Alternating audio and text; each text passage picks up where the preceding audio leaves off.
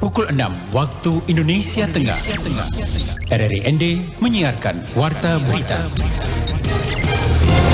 Selamat pagi saudara, Anda mendengarkan Warta Berita edisi Jumat 2 Juni 2023 dengan Nasari Berita. Menko Polhukam Mahfud MD pimpin upacara peringatan Hari Pancasila di ND. Generasi milenial saat ini diharapkan mampu mengamalkan nilai-nilai Pancasila sebagai ideologi bangsa Indonesia dan mengaktualisasikannya dalam kehidupan sehari-hari.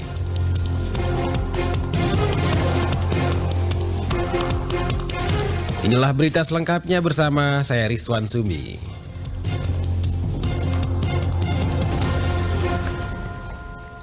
Kita awali berita pertama. Menteri Koordinator Politik Hukum dan HAM Mahfud MD memimpin upacara peringatan Hari Lahir Pancasila di ND, Kamis 1 Juni 2023 pagi. Selengkapnya Ferry So melaporkan. Pengamalan nilai-nilai Pancasila merupakan perwujudan rasa cinta kepada tanah air.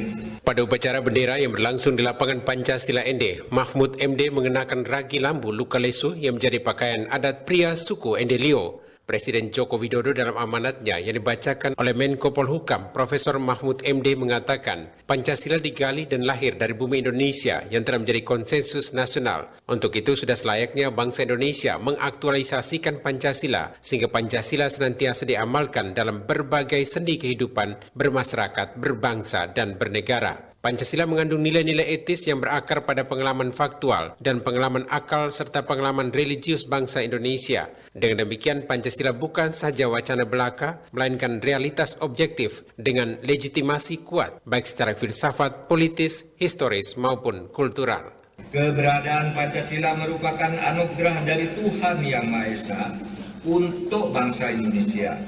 Pengamalan nilai-nilai Pancasila merupakan perwujudan rasa cinta kepada tanah air, sehingga dapat membangun bangsa dan negara yang lebih baik.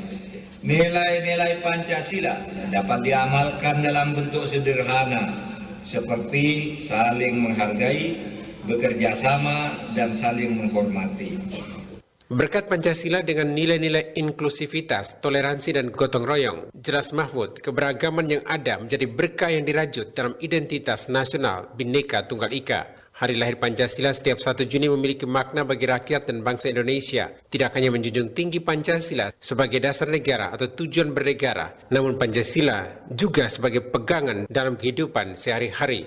Nilai-nilai Pancasila diharapkan dapat menjadi filter agar bangsa Indonesia tidak mengalami disorientasi di masa depan.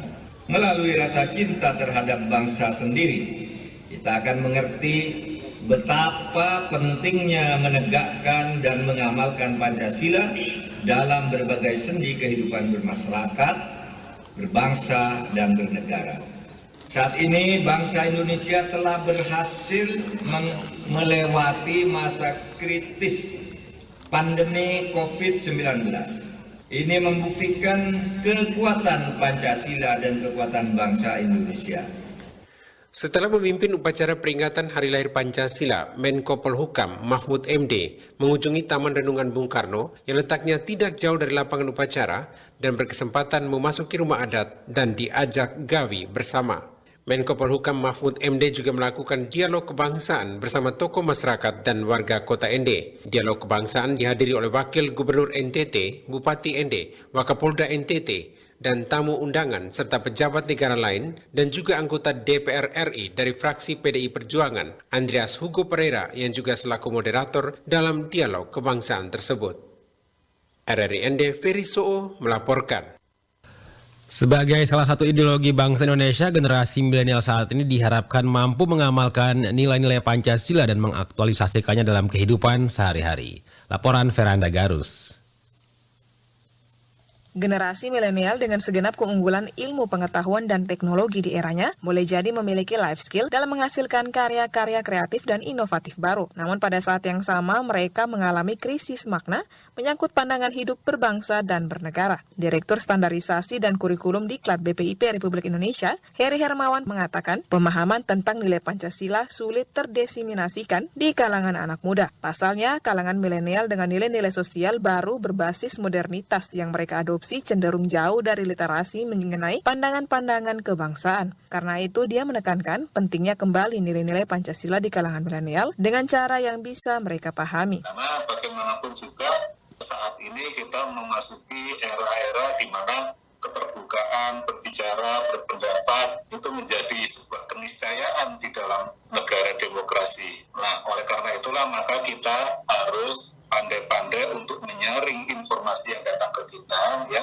supaya kita bisa mengetahui mana informasi yang berguna, mana yang tidak berguna, mana informasi yang valid. Pancasila sebagai ideologi sekaligus perekat perbedaan yang ada di Indonesia harus terus dijaga oleh seluruh masyarakat Indonesia, terutama para generasi muda. Ideologi Pancasila menjadi satu-satunya ideologi yang menjadikan Tuhan sebagai pusatnya. Pancasila dapat dijaga dengan baik agar bangsa Indonesia terbebas dari ancaman maupun intervensi yang akan merusak keutuhan negara Kesatuan Republik Indonesia atau NKRI. Pancasila itu menjadi rujukan di dalam kehidupan baik bermasyarakat, berbangsa, dan bernegara. Di mana di sini dikatakan ya bahwa Pancasila itu sebagai dasar negara, sumber dari segala sumber hukum yang ada di Indonesia. Jadi semua aturan-aturan yang berlaku di Indonesia harus mendasarkan diri kepada nilai-nilai Pancasila. Pada kesempatan itu juga dirinya mengajak seluruh komponen bangsa Indonesia untuk membumikan Pancasila dan mengaktualisasikan nilai-nilai luhur dalam kehidupan bermasyarakat, berbangsa, dan bernegara.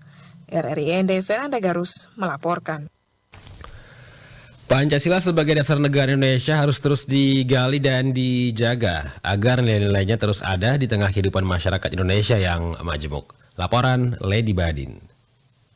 Pancasila sebagai dasar negara Indonesia diilhami oleh Bung Karno di kota Ende Flores, NTT ketika dia menjalani masa pengasingannya oleh Belanda di tahun 1934 hingga tahun 1938. Sebagai dasar negara, Pancasila harus terus dijaga keluhuran nilai-nilai yang tertuang di dalamnya. Di tengah kemajemukan yang ada di bumi Nusantara, Pancasila menjadi pengikat seluruh bangsa Indonesia untuk bersatu. Sekretaris Gerakan Pembumian Pancasila Kabupaten Ende, Yohanes M. Vinay mengungkapkan bahwa Pancasila adalah jiwa bangsa Indonesia yang lahir dari adat dan kebudayaan, sehingga Pancasila merupakan cerminan adab, sopan santun, dan berbagai kebiasaan serta norma luhur bangsa ini yang perlu terus dijaga eksistensinya. Pancasila lahir dari kebudayaan. Soekarno katakan bahwa Pancasila adalah jiwa bangsa Indonesia yang lahir dari adat dan kebudayaan. Dia hadir sejak zaman dulu, terdegradasi di saat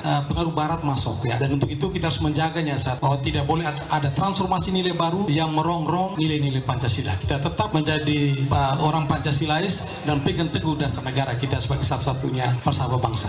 Yohanes M. Vinay juga mengungkapkan bahwa generasi muda harus terus didorong untuk membumikan Pancasila, sebab Pancasila harus terus menjadi jati diri dari generasi muda Indonesia, sehingga bangsa ini tidak mudah terpengaruh dengan ideologi maupun budaya dari luar yang bisa saja merongrong eksistensi Pancasila di bumi Nusantara ini. Segmen pemuda ini menjadi sasaran utama, karena dia ini penyambung estafet pembangunan. Dia ini generasi yang diharapkan ke depan menjadi pemimpin bangsa. Kalau saya lihat memang untuk saat ini, khususnya di Ende, kita masih melihat anak-anak ekspresi-ekspresi idealisme mereka masih wajar. Ya, hanya kita takut jangan sampai ada transformasi nilai baru yang merongrong jati diri mereka. Kita harapkan Pancasila terpatri kuat dalam diri, sehingga dalam wujud nyata, dalam keseharian kehidupan mereka, dalam usaha mereka tetap menunjukkan jati diri bangsa sebagai orang Pancasilais. Dirinya juga mengajak seluruh masyarakat Indonesia lewat momentum peringatan hari lahir Pancasila agar terus dengan caranya masing-masing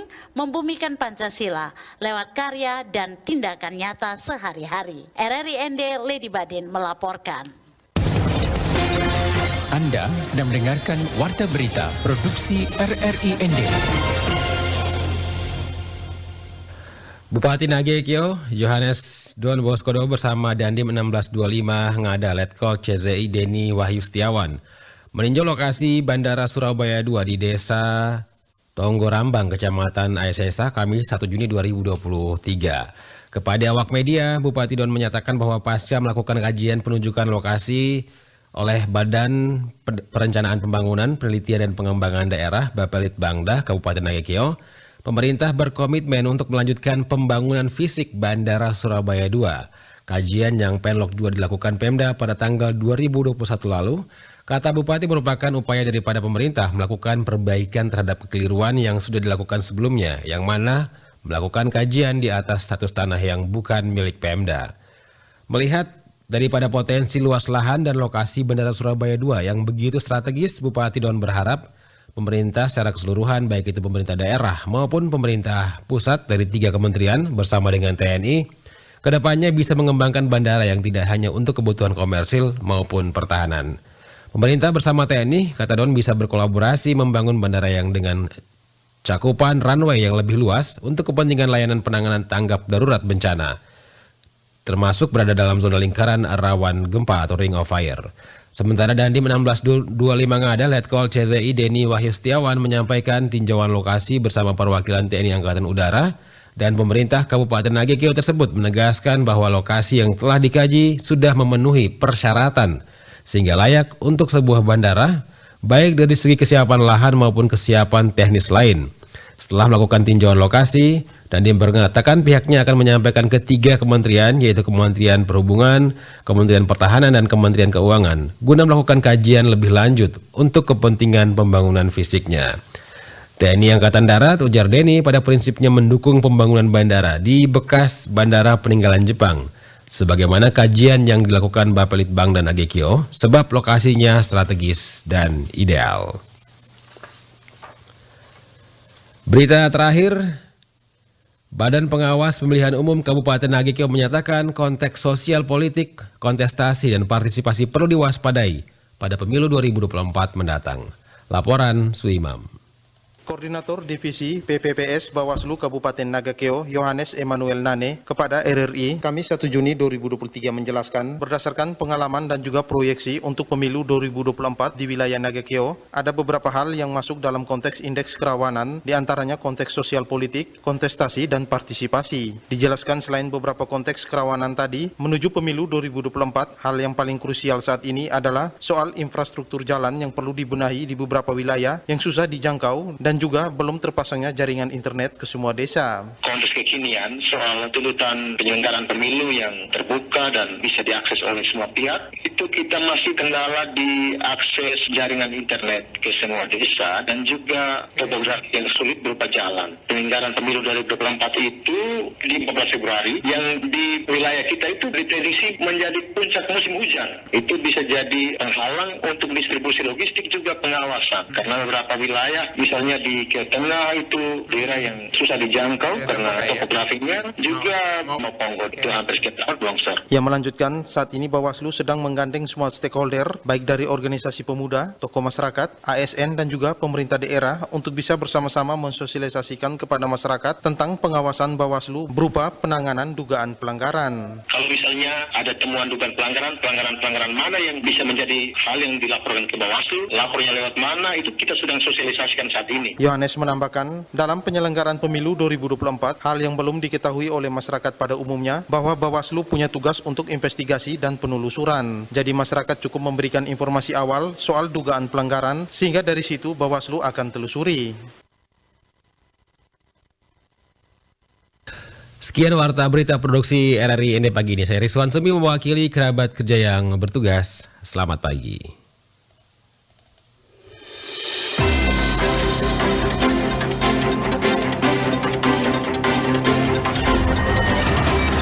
Terima kasih. Anda telah mendengarkan Warta Berita Produksi RRI ND.